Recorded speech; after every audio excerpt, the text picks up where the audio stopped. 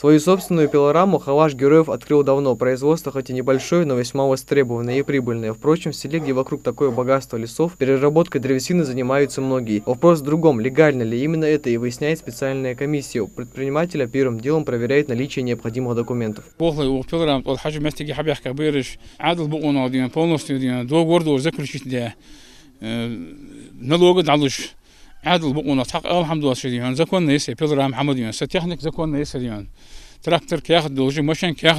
том, что у предпринимателя производство легальное, комиссия убедилась сразу, у Халажа все документы на руках. Проводится ряд мероприятий на предмет приобретения, распуска незаконности древесины.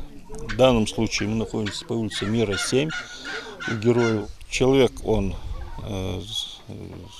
платит налог, в общем говоря, у него пилорама, законное основание, так что нарушений как таковых мы тут не нашли.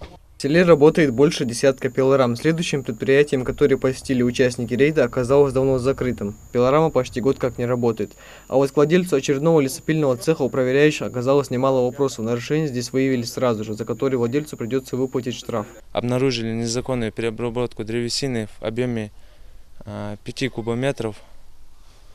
И по данному факту составлен административный акт о правонарушении. Незаконная вырубка леса и нелегальный оборот древесины наносят огромный ущерб экономике и ухудшают имидж лесной промышленности не только отдельных регионов, но и всей страны.